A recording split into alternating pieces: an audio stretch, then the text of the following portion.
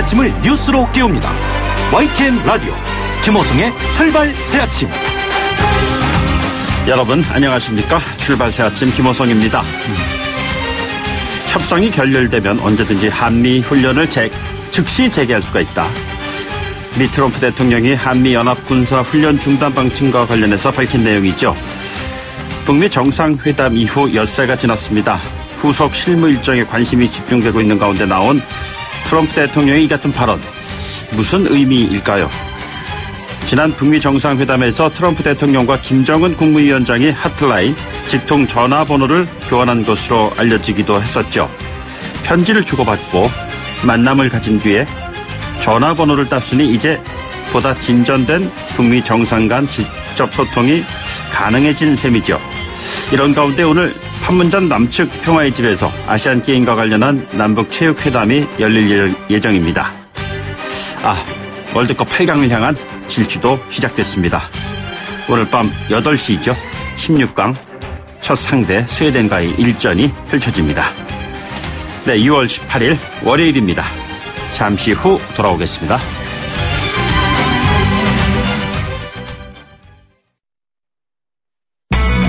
YTN 라디오 김호성의 출발 새아침. 네, 지금까지 들어온 뉴스, 오늘 꼭 아시면 좋을 뉴스 정리해 보도록 하겠습니다. 시사평론가 이정훈 박사 나와 계십니다. 안녕하십니까? 네, 안녕하세요. 예, 제가 조금 전 오프닝 멘트를 통해서 말씀드렸습니다만 이 한미연합훈련 중단할 수도 있다, 이런 얘기가 지금 트럼프 대통령 입에서 나왔는데요. 자, 이게 무엇을 의미하는 건지 참 궁금하네요. 네. 그런데 이게 또 재개할 수도 있다. 예. 이런 얘기 또. 제가 드린 말씀이죠. 협상이 결렬되면 언제든지. 네. 한미연합군사훈련을 재개할 수가 있다. 이런 얘기였습니다. 네. 예, 맞습니다. 그런데 이렇게 말을 살짝 바꾸시는 게 네네. 약간 습관성 같기도 해요. 그러니까 예. 한미 FTA 관련해서 처음엔 폐기해야 한다라고 막 얘기를 하다가 네네. 나중에 수위를 싹 조절하지 않습니까? 네네. 이게 전략 같기도 하고 하긴 한데 어찌됐건. 주변을 좀 의식하고 있어서 이런 얘기가 나오는 거 아닐까요? 이번 같은 경우에는 미국 정관에서 네네. 비판론이 워낙 많이 제기가 되고 더군다나 이제 여당인 공화당 내에서조차도 예. 맥케인 의원, 상원 군사위원장으로 네네. 상당히 또 이렇게 공화당 내에서도 명망이 있는 분 아니세요? 예, 예. 이분은 아예 성명까지 냈단 말이에요. 네. 그래서 이건 실수다라고 이제 이야기를 하니까 꽤 상당히 부담을 느끼신 것 같아요. 예. 그래서 이제 그 말을 좀 이제 바꾼 거고. 그리고 이제 미국 내에서는 또 약간 책임론 비슷하게 누가 먼저 북미 정상회담 때 이 얘기를 꺼냈느냐도 좀 논란이 됐거든요. 네네. 그러니까 트럼프 대통령이 자백을 했습니다. 내가 먼저 제안했다. 예. 그러면서 비판론을 상당히 의식해서인지 조금 전에 말씀하신 바와 같이 대화가 결렬되면 즉시 시작될 수 있다. 이렇게 이제 말을 살짝 좀 바꾼 거고요. 지금 한미 국방부 간에도 의견 조율 결과가 지금 이제 약간 전해지고 있는데요.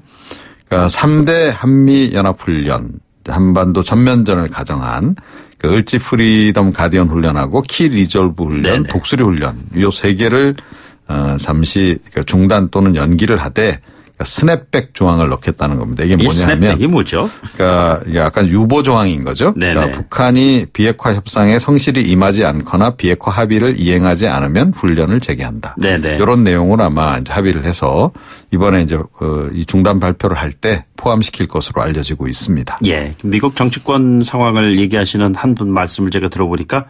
미국은 의회가 정말 대통령을 확실하게 견제한다. 이런 게 좀 실감이 나요. 이런 걸 보면요. 예, 그렇습니다. 사실은 이제 우리 야권에서도 이런 얘기가 나올 만한데. 네네. 지금 이 지방선거 패배 이후에 예. 내부 정리가 안 돼서 이런 의견도 제대로 지금 못 내놓는 것 같습니다. 네. 연관된 군사적 상황입니다만 남북 간 군사회담에서요. 장사정포 이것들을 후방으로 철수한다. 이런 논의가 이제 좀 진전이 될 모양이에요. 네, 그렇습니다.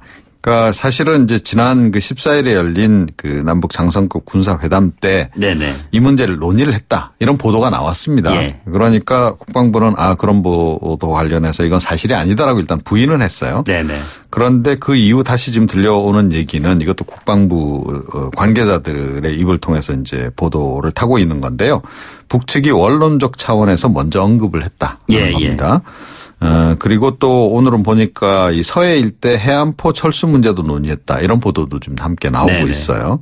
그러니까 그래서 아마 이 해안포 부분이라든가 장사정포 부분이 앞으로 이제 장성국 군사회담이 계속 이어지면 거기서 논의가 본격적으로 진행이 될 가능성이 높다. 뭐 이제 이런 이제 그 관측이 지금 나오고 있는 그런 그 상황인데요. 네네.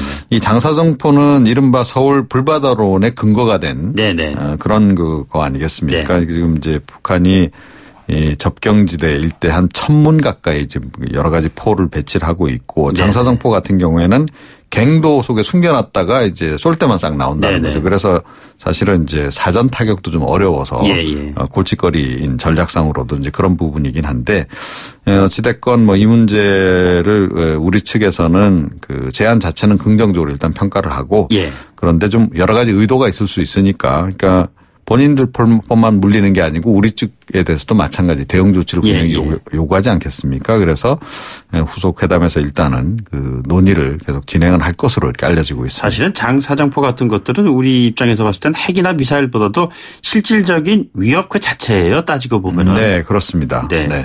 이 문제가 좀 어떻게 진전되는지 지켜봐야 할 것 같습니다. 간밤 사건 사고 해가지고 굉장히 참 그 속보가 계속 전해졌는데요. 군산 방화 사건 이 문제가 참 굉장히 사망자까지 3명이나 나왔어요. 예, 지금 뭐 실시간 검색어도 상당히 상위권에서 계속 지금 이제 맴돌고 있는 그런 그 쟁점인데요. 네네. 어제 밤 9시 50분쯤에 군산시 장미동 한 라이브 카페에 그 이모 씨가 인화성 물질을 붓고 이제 불을 지른 겁니다. 네네. 뭐 다행히 그래도 1층이어서 그러니까 그래도 사망자가 좀 덜 나왔다 이런 얘기가 좀 이제 나오고 있는데요. 그래도 3분이 사망을 했습니다. 그리고 중상 5명, 경상 25명인데 사상자가 조금 더 추가로 발생할 수 있다는 얘기도 좀 흘러나오곤 있습니다. 네. 그러니까 이게 갑자기 이제 불이 나니까 한꺼번에 대피를 하면서 통로는 좁고 또 이 스프링클러가 설치되어 있지 않았대요. 네네. 자 그러다 보니까 이제 인명 피해가 좀 커진 것으로 이렇게 지금 알려지고 있습니다. 네. 그런데 이분들이 그 섬마을 그 지역의 한 그 주민들이에요. 그러니까 육지 나들이 나오셨다가 아마 이제 저녁 때 회식차 이제 이곳에 이제 다 가셨던 것 같고. 그런 상황에서 이제 불이 나서 그 피해가 좀 굉장히 커진 이제 그런 그 상황입니다. 네네. 범행 직후 이제 이 씨는 이제 달아났고 군산시 중동 지인 그 사실은 그 현장으로부터 한 500m 정도 인접한 지역이라 그래요. 거기서 이제 새벽 1시 반쯤에 경찰에 이제 검거가 됐고요. 그런데 좀, 이 방화와 관련한 동기가 좀 어이가 없습니다. 예, 뭐 때문에 그렇다고 그래요? 예, 범행 전날 외상값이 10만 원이었는데, 이 주점 주인이 20만 원을 요구해서 화가 나서 불을 질렀다. 그러니까 본인은 이제 뭐 약간 겁주기 위해서 이제 한 건데, 이렇게 대형 화재로 이제 번질 줄은 몰랐다 이런 얘기인 건데요. 글쎄요. 참. 이 군산이 참 그 GM 코리아 문제로 지역 경제에 참 어려운 그런 상황 소식을 계속 전해드리고 있는데 이런 일도 또 벌어지니까요. 너무 좀 안타깝습니다. 네. 예, 그리고 그 사법부 관련 소식이 계속 이어지고 있습니다만 그 양승태 전 대법원장 시절의 재판 거래 이 문제를 이제 수사에 착수할 것이다 이런 얘기까지 나오네요. 네, 뭐 그동안 이제 사법부 내에서 계속 논의가 이루어지지 않았습니까? 네네. 전국 대표 판사 회의가 이제 열리기도 했었고, 일단 그와 관련해서 김명수 대법원장이 지난 15일에 결론을 일단 내렸습니다. 대국민 담화문 내놨죠. 이미 이뤄진 고발에 따라 수사가 진행될 경우 미공개 문건을 포함해 특별조사단이 확보한 모든 인적 물적 조사자 제공할 것이다. 필요한 협조를 마다하지 않겠다 이렇게 언급을 했습니다. 네네. 그러니까 이 대법원 차원에서 고발은 하지 않으나 이미 이제 민간단체, 시민단체 쪽에서 이제 제기한 여러 가지 이제 소송 관련해서는 이제 수사 협조하겠다 이제 이런 내용이었습니다. 이 관련해서도 약간 내부적으로 논란이 있긴 한데요. 어찌됐건 이에 따라서 검찰도 이제 본격 수사에 돌입을 할 것으로 알려지고요. 그러니까 사건 재배당을 한답니다. 그래서 특수부 또는 첨단범죄수사부 쪽에서 이제 맡을 것으로 이렇게 예상이 되고 있습니다. 그동안 검찰에 고발된 건이 한 10여 건 정도 된다 그래요. 꽤 많이 있는 것으로 알려지고 있는데요. 양 전 대법원장을 비롯해서 박병대 전 대법관, 임종원 전 법원 행정처 차장 등등. 그래서 이제 이분들이 일단 수사 대상으로 지금 올라 있는 그런 그 상황이고요. 그런데 이게 아무래도 이제 강제조사가 이제 들어가다 보면 이 검찰하고 사법부 간에 좀 마찰이 불가피할 것이다. 글쎄요. 이런 얘기도 지금 흘러나오고 있습니다. 판결의 주체가 수사를 받아야 될 그런 대상이 되는 그런 참 안타까운 일이 벌어지고 있습니다. 네, 이 박사님 오늘 여기까지 듣도록 하죠. 고맙습니다. 네, 지금까지 이종훈 시사평론가였습니다. 여러분은 지금 FM 94.5MHz로 방송되고 있는 YTN 라디오 김호성의 출발 새 아침을 듣고 계십니다. 의견 주실 분은 짧은 문자 50원, 긴 문자 100원의 이용료가 드는 휴대전화 메시지 샵 0945, 우물정 0945번으로 의견 남기실 수 있습니다. 네, 자유한국당 선거 참패 후에 혼돈 속에서 벗어나지 못하고 있습니다. 지난주 금요일이었죠. 자유한국당 의원들이 지방선거 참패를 반성한다면서 무릎을 꿇고요. 대국민 반성문을 발표했습니다. 하지만요, 이 정도로 되겠냐? 잘못했다는 신용만으로는 안 된다. 반응이 싸늘합니다. 한국당 입장 직접 들어보도록 하죠. 자유한국당 황영철 의원 연결돼 있습니다. 의원님 안녕하십니까? 네, 황영철입니다. 네, 요즘 참 심적으로 여러 가지 좀 불편하시겠어요? 예, 많이 아픕니다. 네. 뭐 의원님께서도 많은 하셨으리라 생각을 들고요. 왜 이런 결과가 나왔다고 보십니까? 다시 한번 좀 정리를 해 보신다면요. 바보 같은 정권에 대해서 철퇴를 내렸다고 생각을 합니다. 네네. 정당에 대해서. 네네. 무엇을 잘못했는지조차도 제대로 알지도 못했고, 그리고 국민이 또 무엇을 원하는지조차도 알지 못했고, 거기다가 지난 총선과 대선의 패배에 대해서 겸손하지도 못했고, 정말 이 바보 같은 정당에 대해서 이제 제대로 정신 차리라고 철퇴를 내려야 된다라고 국민들이 생각했고, 그것이 결과로 나타났다고 봅니다. 정치권에서 흔히 인용되고 하는 얘기입니다만, 과거 이제 미국 대통령 선거에서 바보야. 네. 문제는 경제야. 이런 식으로 해서 이제 그 상황이 아주 완전히 그 반전된 그런 상황이 있었잖아요. 그런데 지금 바보 같은 정당 이렇게 언급을 하셨기 때문에 제가 여쭤보겠습니다. 도대체 무슨 바보 같은 그 일을 저지른 것일까요? 앞서 말씀드린 대로, 잘못했다고 사과를 여러 번 했지만, 그 무엇이 잘못인지에 대한 명확한 규정도 당내에서 해내지 못했고요. 네네. 그리고 지금 남북 대화 국면 속에서 국민이 이 통일에 대한 염원들도 담아내지 못했고, 또 보수 정당으로서 진지함도 없었고, 이런 여러 가지 것들이 국민들에게는 저 정당에는 더 이상 희망이 없구나, 아니면 희망을 가지려면 제대로 한번 정신 차리게 해줘야 되지 않겠느냐, 이런 이제 판단을 내리시고 그것이 유권자의 심판으로 나타났다고 봅니다.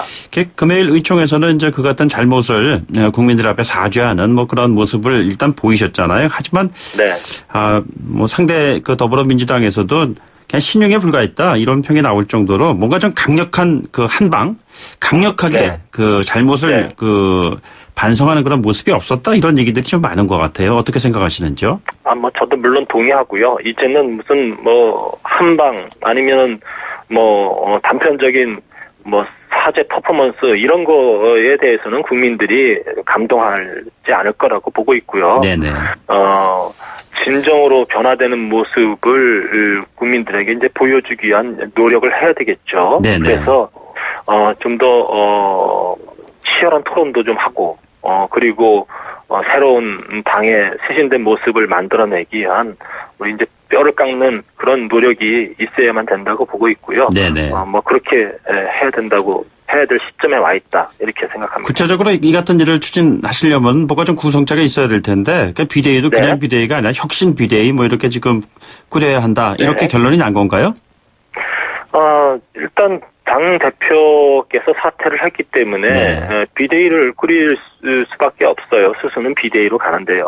일단 1차적으로는 비대위 구성의 면면에 있어서도 변화의 조짐이랄까요? 우리 당의 방향성 네네. 이런 것들을 일정 정도는 이제 보여주기 위한 시도가 있어야 된다고 보죠. 그런 네네. 측면에서 당장은 이제 비대위를 구성해서 당을 비상 상태로 끌어갈 수밖에 없다고 보고요. 네네. 거기서 향후에 우리 당의 지도 체제를 어떻게 구성할 것인가, 또 당을 어떻게 바꿔낼 것인가에 대한 논의가 있어야 된다고 생각합니다. 그 구성체를 끌고 가실 분들은 어떻게 되나요? 내부에서 선임이 되는 건가요? 외부에서 모셔오는 건가요?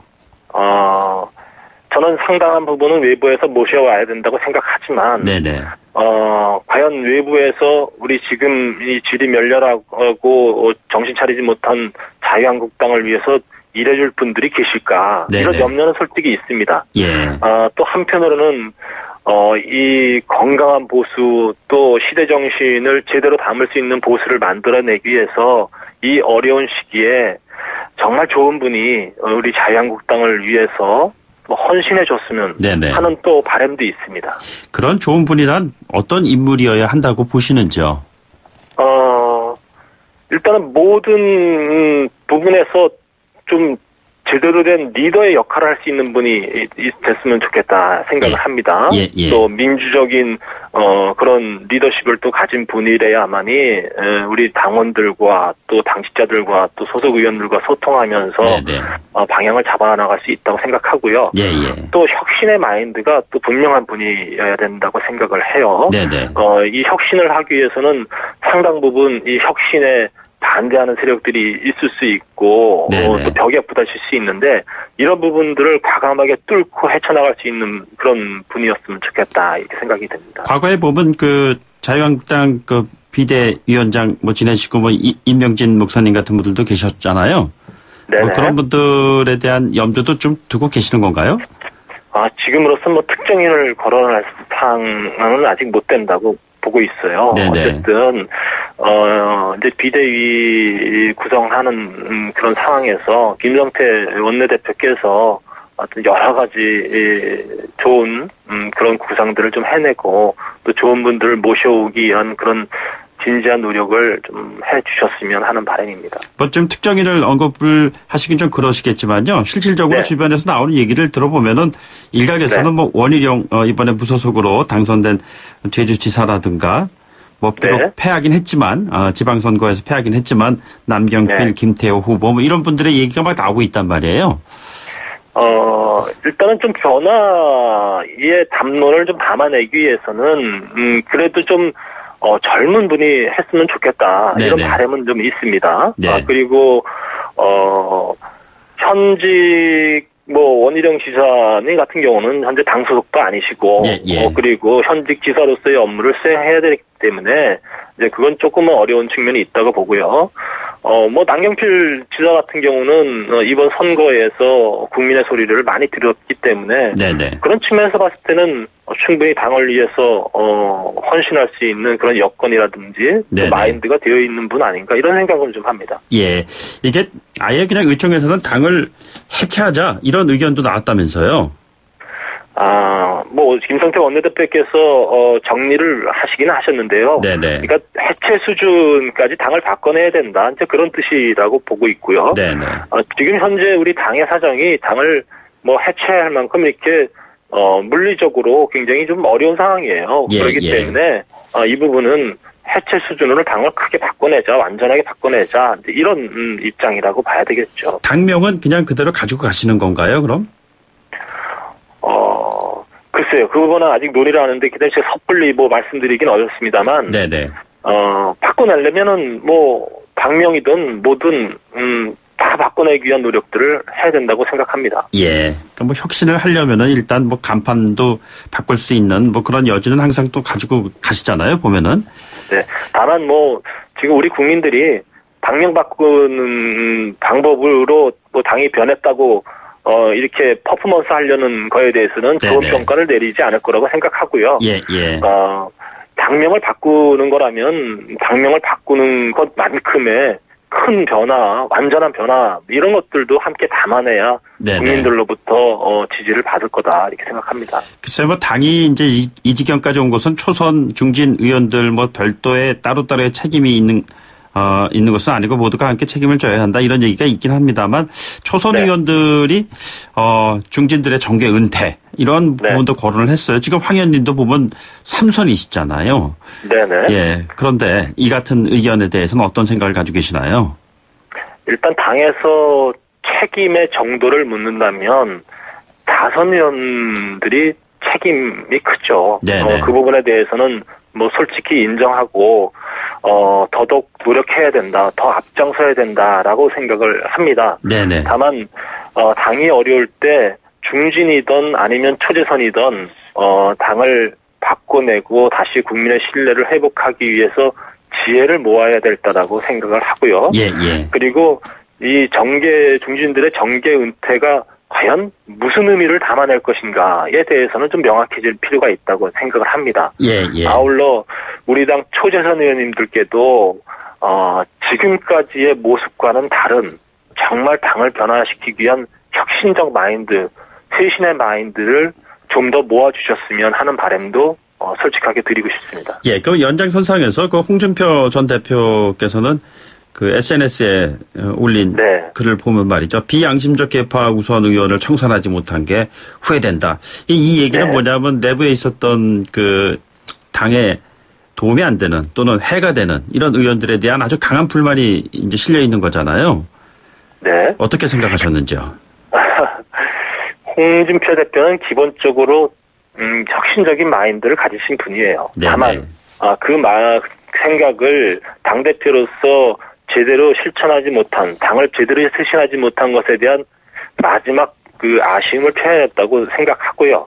다만 훌륭한 리더는 구성원의 행태를 비판하는 것으로서는 훌륭한 리더가 될 수 없죠. 네네. 이런 잘못된 구성원들을 어떻게 바꿔내느냐, 그것을 성공시킬 때만이 저는 훌륭한 리더가 될 수 있다고 보고 있어요. 네네. 그런 측면에서 봐서는 홍준표 대표께서 당대표로서의 역할을 또 못한 부분에 대한 또 스스로의 또 반성도 함께 있으셨어야 되지 않는가 이렇게 생각을 합니다. 예, 뭐 펼쳐진 상황이야 되돌릴 수 없다 손친다 하더라도요. 어쨌든 수습을 하셔야 될 거 아니에요. 네. 이런 측면에서 뭐 보수의 재편이라든가 뭐 이런 부분들의 언급이 많이 나오고 있는 것 같습니다. 보수 정당의 덩치를 좀 키울 필요성. 그러니까 뭐 구체적으로 바른미래당과의 연대, 연합 이런 부분은 어떻게 생각하시는지요? 덩치를 키우는 숫자 노름으로선 더 이상 국민들한테 좋은 모습을 보여줄 수도 없고 신뢰도 얻을 수도 없다고 생각해요. 예. 필요하다면 덩치를 줄일 수도 있겠죠. 오히려요. 네네. 그래서 1차적으로는 이제 우리 당 지도부 구성을 통한 쇄신을 1차적으로 완성해내야 된다고 보고 있고요. 예. 또 하나는 이제 3번의 선거에서 실패를 했는데 이제 4번째로 다가오는 차기 총선이야말로 진정한 평가를 받기 위한 그런 쇄신이 있어야 된다고 보고 있고요. 네네. 이제 그러한 차기 총선을 염두에 둔 보수의 재편 또 우리가 다른 모습을 국민에게 보여주기 위한 그런 노력들은 지속적으로 해내야 된다고 생각합니다. 예. 근데 뭐 보수의 재편 이런 말씀 뭐 하셨습니다만 어떻게 보면은 국회에서 국정을 운영하시면서 결국에는 국회 운영을 하시면서 원만한 모습을 보여준다는 것은 협치의 부분인데 앞으로 물론 뭐 지금 굉장히 어려운 상황이시긴 하지만 국회 운영에 있어서 여당에 적극적으로 협조한다. 이런 부분에 대해서는 어떤 생각 갖고 계시는지요? 저는 기본적으로 그런 생각으로 국회를 운영해야 된다고 생각했고요. 네네. 이번에 그 남북 대화 국면 속에서도 의원총회 과정에서 우리가 다른 마인드로 이 부분을 접근해야 된다라고 생각을 했고 그런 의견을 얘기했었습니다. 네네. 그럼에도 불구하고 당이 이 반대 목소리 또 국민의 이런 남북 통일과 평화에 대한 염원들 이런 것들을 담아내지 못했기 때문에 그것이 선거 결과에 상당히 영향을 미쳤다고 생각합니다. 그렇기 때문에 이제 정기국회 전까지 당 체제를 정비하고 정기국회에서는 진지하게 국회가 정상화되는 모습 이것을 우리가 보여주는 것이 필요하다고 생각합니다. 그것이 변화의 출발이 된다고 보고요. 국민들은 국회야말로 이제 제대로 좀 운영돼야 된다 이렇게 바람을 갖고 있기 때문에 네네. 우리가 뭐 야당의 목소리를 건강하게 내야 되긴 하겠지만 네네. 또 국회에서는 오히려 우리가 더 적극적으로 대통령과 또 정부 여당이 하고자 하는 일에 대해서는 또 협조하는 모습 이런 것들을 보여줌으로써 자유한국당이 이제 좀 변화됐구나 이런 실마리들을 좀 보여주는 것이 필요하지 않겠는가 생각합니다. 예. 지금 지방선거 이전의 국회 모습과는 앞으로 좀 달라질까요? 그 마지막 질문입니다만. 대단히 어려운 질문입니다만 네네. 일단은 자유한국당이 달라지는 모습을 먼저 보여줘야 된다고 생각하고요. 네네. 그러면 여당에서도 좀 더 진정한 좀 변화와 또 협치에 또 배려가 있을 거라고 생각을 합니다. 네네. 그런 모습이 이번 국회에서는 좀 나타나기를 진심으로 바라겠고요. 네네. 그런 움직임에 최선을 다해서 함께 하겠다는 말씀도 아울러 드리겠습니다. 알겠습니다. 오늘 말씀 여기까지 듣도록 하죠. 고맙습니다. 네, 감사합니다. 네, 지금까지 자유한국당의 황영철 의원이었습니다. 네, 1부 마치고요. 2부에는 또 다른 의원 한번 모시고 이야기를 좀 이어가도록 하겠습니다. 소통의 아침을 여는 공정한 목소리 YTN 라디오 김호성의 출발 새 아침. 네, 2부에서는요, 또 다른 그 한 당, 이번에 좀 참패 이후에 어려운 입장에 있죠. 오신환 바른미래당의 의원 모시고 이야기를 좀 이어가 보도록 하겠습니다. 잠시 뒤에 뵙겠습니다. YTN 라디오 김호성의 출발 침. 네, 사실 한국당에 가려져 있긴 합니다만 이번 지방선거에서 정말 참패한 곳은 바른미래당이다. 뭐 이런 얘기가 나오고 있습니다. 광역단체장, 기초단체장, 재보궐선거까지요. 단 한 명의 당선자도 내지 못했습니다. 지도부가 총 사퇴하고 신속하게 비대위 체제로 넘어갔습니다만 정말 앞으로 넘어야 할 산이 많은 것 같습니다. 바른미래당의 오신환 비대위원을 전화로 연결하겠습니다. 안녕하십니까? 네, 안녕하세요. 오신환 의원입니다. 네, 의원님, 모두 5개의 당 가운데 최악의 성적을 거뒀다는 이런 평이 나오거든요. 어떻게 받아들이고 계시는지요? 예, 저희로서는 선거 결과에 대해서 굉장히 참담하게 느끼고 있고요. 네네. 그리고 국민들의 여러 가지 기대에 부응하지 못해서 우리 당이 어떻게 변화해야 할지 그런 고심 속에 있습니다.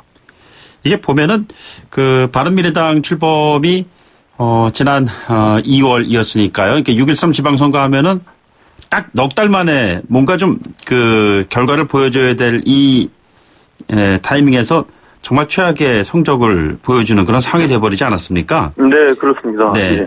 한국당은 무릎 꿇고 대국민 사과까지 했어요. 바른미래당은 이런 방안은 생각하고 계시지 않으신지요? 네, 이제 국민들께서 그런 어떤 진정성에 대한 문제, 그리고 어떻게 변화해 가는지에 대해서 향후 어떻게 그걸 바라볼 것인가 문제지. 네네. 단기적으로 어떤 그런 모습들을 보여주는 건 중요하지 않다고 생각하고요. 예. 저희가 기본적으로 국민의당과 바른정당이 통합하면서 4개월 전에 어떤 정치를 하려고 했으며 지금의 국회 상황 속에서 어떤 비전을 갖고 이번 선거를 치렀어야 되는지에 대해서 네네. 국민들이 그 존재감과 그 역할에 대해서 신뢰하지 못했던 것이죠. 그래서 그런 부분들을 다시 재정립하는 것이 가장 시급한 것이 아닌가. 네네. 이렇게 생각을 합니다. 예. 이게 국민의당과 바른정당이 합쳐서 이제 뭔가 좀 시너지를 내기 위해서 하신 거잖아요. 넉 달 전에. 그런데 이게 나지가 않았단 말입니다. 이게 당 정체성에 대한 고민이 필요하다는 지적이 그래서 나오는 것 같고요. 네. 어떻게 생각하시는지요? 이 정체성 문제와 관련해서. 선거 이후에 이제 그런 부분들에 대한 지적들이 계속 나오고 있는데요. 네네. 아마도 이제 지난 공천 과정에서 특히 노원과 송파 과정에서 네네.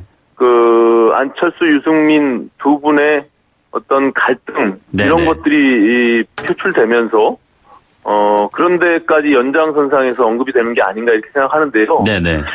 공천의 과정은 늘 어느 정당이나 있기 마련이고요. 그것은 어떤 이념이나 정체성의 문제가 아니라 저희가 기본적으로 통합 과정에서 5대5의 기본 원칙을 갖고 있었기 때문에 공천을 정하지 못한, 의사결정을 하지 못한 이런 어떤 패착이 있습니다. 그래서 네네.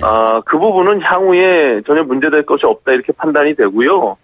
다만 지금 보수냐, 중도 개혁이냐, 진보냐, 이런 이야기들이 하는 것은 각자가 가지고 있는 이념적 스펙트럼이 약간씩 다르기 때문에 네네. 저희는 정당의 구조 안에서 충분히 그 내용들을 담아낼 수 있다 이렇게 판단이 됩니다. 그래서 네네. 다만 그 용어의 문제인데 그 용어에 대한 문제는 내일 있을 저희가 의원들 워크숍에서 좀 치열하게 그런 고민들을 토론하고 또 논의를 정리해 가려고 하고 있습니다. 네. 약간의 그 스펙트럼의 약간의 차이라고 말씀하셨는데 일부에서는 네. 물과 기름처럼 잘 섞이지 못한다는 얘기가 있었거든요. 이른바 저는 그렇게 동의하지 않습니다. 그 부분은 그럴까요? 왜냐하면요. 네네. 기본적으로 저희 정당이 물론 저희가 보수 정당인 과거 새누리당에서 바른정당으로 나오고 그리고 통합이 됐는데 물론 국민의당도 민주당에서 나오면서 저희 바른미래당이 된 것이죠. 네네. 그렇기 때문에 굉장히 극과 극의 모양으로 비춰질 수는 있는데 전혀 그렇지 않은 것이요. 네네. 기본적으로 개혁적 보수와 합리적 진보라는 것을 우리가 끌어안고 네. 그 속에서 중도개혁 정당, 실용 정당이 되겠다는 것이거든요. 네네. 우리 구성원 안에 개혁적 보수의 성향을 갖고 있는 의원들, 정치인들이 있는 것입니다. 그리고 합리적 진보라고 표방하는 그런 의원들도 있는 것인데. 그것이 세부적인 정책적 사항으로 들어가면 전혀 문제될 것이 없거든요. 네네. 네, 그렇기 때문에 저는 그것은 서로가 인정하고 공존하고 있다는 것만 국민들께 잘 설득이 되면 네네. 저는 전혀 문제될 것이 없다 이렇게 보고 있습니다. 그런데 의원님 그 개혁적 보수, 합리적 진보를 표방하는 그 양대 정당이 실용 정당으로서 탄생하기 위한 결과를 네. 얻기 위한 그런 심판이 이번 선거에서 효과를 거두지 못했다. 이런 얘기 아닌가요? 물론이죠. 그건 저희들이 잘못한 것이죠. 그걸 제대로 국민들께 보여드리지 못했고, 또 그것이 지금의 국회의 구조상, 이 바른미래당이 해야 될 역할이 있었음에도 불구하고, 지난 4개월 통합되는 과정 속에서 그 이후에도 그런 역할을 못한 것이죠. 그리고 기본적으로 공천 과정이나 또 진행되어 오는 과정, 또 통합 과정에서 전혀 새롭지 않은 오히려 구태스러운 모습들을 비춰졌기 때문에 그것은 저희가 아주 처절하게 반성하고 향후에는 그런 것들을 떨쳐내면서 새로운 방향으로 가야겠죠. 그것이 이제 앞으로 비대위가 해야 될 역할이라 생각합니다. 네, 그런데 그 두 개의 정당이 뭉쳐져서 보다 좀 시너지를 내는 정당으로 거듭났으면 하는 바람들 가지고 계시겠지만 실질적으로 이 지방선거 이후에 당장 민주평화당 내에서는 바른미래당 내에 있는 호남 의원들에게 돌아와라. 이런 식의 러브콜을 보내고 있다 이 말입니다. 어떻게 보시는지요? 아니 민주평화당의 의원들이 통합 과정에서 집을 나간 것인데 네네. 어디로 돌아오라는 것인지 모르겠고요. 그거는 이제 소위 그 박지원 의원이 주로 하는 좀 구태스러운 행태인데 네네. 지난 선거 과정에서도 끊임없이 바른미래당을 흔들기 위해서 안철수, 김문수가 단일화하는 것은 기정사실이다 이렇게 언급하지 않았습니까? 근데 결과적으로 단일화가 됐나요? 그렇지 않잖아요. 그러니까는 지금 또한 우리 바른미래당에 있는 호남 의원들을 자꾸 흔들기 위해서 그런 이야기들을 획책하는데 저는 그건 옳지 않은 모습이다 이렇게 보고요. 오히려 민주평화당은 스스로 개혁하고 변화하려고 또 호남 정당을 표방하는 것이 아니라 전국 정당으로서 역할을 하고자 하는 그런 내부적 개혁이 필요한 정당이라고 봅니다. 마찬가지로 저희 바른미래당도 그렇고 자유한국당도 그렇고 지금 요번에 선거 결과는 모든 야권에 있는 정당들을 심판했던 부분들이 있기 때문에 각 정당이 스스로 개혁하고 변화하려고 하는 그런 어떤 개혁 경쟁 속에서 본인들의 정당들의 아이덴티티를 국민들께 선명하게 보여줄 수 있지 않을까 저는 이렇게 생각합니다. 지금 민주평화당 쪽 연관돼서 말씀드렸습니다만 새누리당 출신 그 과거 바른정당 의원들은 또 다른 그 자유한국당으로부터 러브콜을 받고 있다 이런 얘기도 나오고 있어요. 이 부분은 또 어떻게 그러면 설명하시겠어요? 그 마찬가지인데요. 지금 자유한국당은 이번 지방선거에서 국민들한테 탄핵된 것이다 이렇게 보고 있습니다. 그렇기 때문에 자유한국당은 태생적으로 극복해 나가는 데 있어서 정말 한계가 있다고 보는데요. 네네. 물론 자유한국당도 변화하고 개혁해야 된다고 봅니다. 그래야 건강하게 야당과 여당이 균형을 갖고 국정을 운영해 갈 수 있을 텐데요. 네네. 저는 기본적으로 그 탄핵했던 국민들의 마음, 그것이 자유한국당을 바라보는 시선이기 때문에 네네. 그 과거에 박근혜 탄핵 이후에 국정농단 세력들이 여전히 그 안에 반성하지 않고 머물러 있고 구태적인 정치 행태들을 보이고 반공 이데올로기에 사로잡힌 반공 보수를 지향하고 이런 부분들에 대해서 국민들은 이제 완전히 넌덜머리가 난 것이거든요. 네네네. 그런 것을 어떻게 지금 바른미래당이 잘 알고 있는데 그것을 통합을 하면서 무슨 시너지가 있고 무슨 확장성이 있겠습니까? 예. 전혀 그것은 뭐 있을 수 없는 일이다 저는 이렇게 봅니다. 과거 바른정당 시절에는 원내대표도 지내셨잖아요. 네네. 예. 그런데 지금 말씀하신 반공 보수 그건 이제 국민들이 엄증을 느낀다 이렇게 얘기도 하시고 그랬지만 개혁적 보수라는 기치를 내것이고 바른정당에서 다시 바른미래당으로 오시는 과정에서 과연 네. 이것이 넉 달 뒤에 성과로 좀 이루어지지 못한 부분에 대해서 개인은 어떤 식으로 지금 생각을 하고 계세요? 지금 말씀하신 대로 이게 대한정당으로서 그 선명하게 네네. 바른미래당이 하고자 하는 기전과 방향성에 대해서 국민들이 동의하지 못했고요. 네네. 보여주지도 못한 것이죠. 예. 사실. 그래서 그 존재감 자체가 사라져버린 것인데요.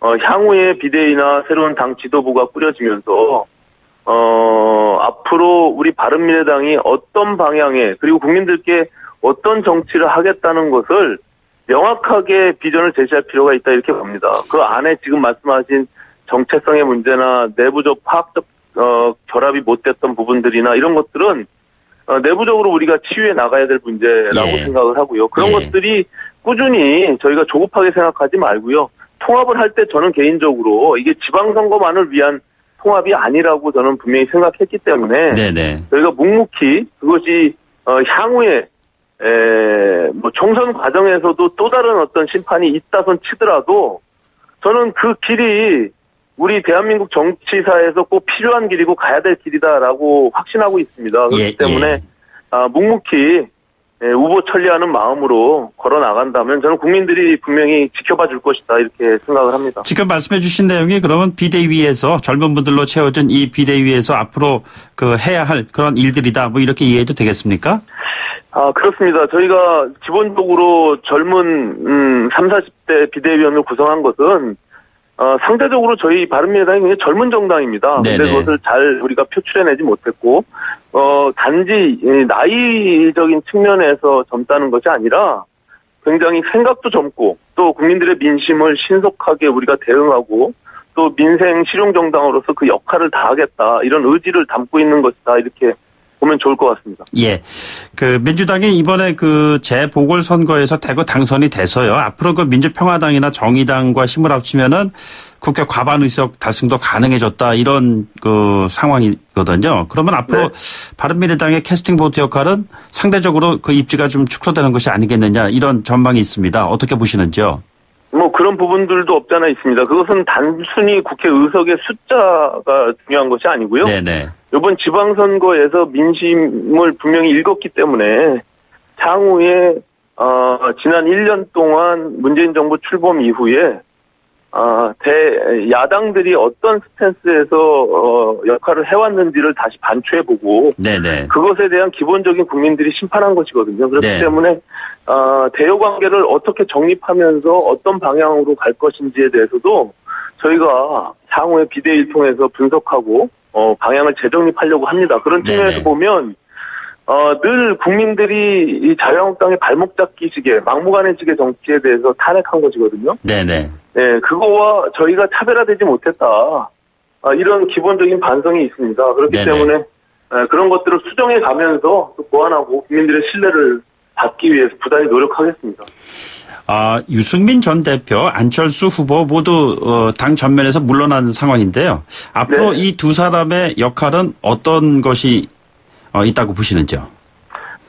기본적으로 저희 당이 통합되는 과정 속에서 그 두 대표의 자산과 함께 우리가 통합이 된 것이기 때문에 네네. 지금 선거에서 뭐 안철수 대표는 당장 이제 좀 뒤로 물러나 있는 것은 사실이고요. 네네. 유승민 대표도 바른정당 창당부터 또다시 바른미래당으로 통합되는 과정 속에서도 그 역할을 충분히 하면서 나름대로 많은 에너지가 지금 소진됐다고 보거든요. 네네. 그래서 다시 재충전할 시간이 좀 필요하고요. 또 지금 말씀드린 대로 새로운 젊은 세대 교체들을 통해서 네네. 새로운 리더십을 이끌어내고 또 그걸 통해서 당이 개혁하는 모습을 비춰지는 것도 네. 저희는 또 새로운 미래를 준비하는 길이다 이렇게 판단하기 때문에 네네. 일시적으로는 두 분의 자산이 완전히 소멸되는 것은 아니지만 네네. 기본적으로는 좀 뒤로 물러나 있을 것이다 이렇게 보고 있습니다. 알겠습니다. 네. 오늘 말씀 고맙습니다. 네, 감사합니다. 네, 지금까지 바른미래당의 오신환 비대위원이었습니다. 네, 저는 2부 마치고요. 3부 전에 뉴스 듣고 오겠습니다. 고맙습니다.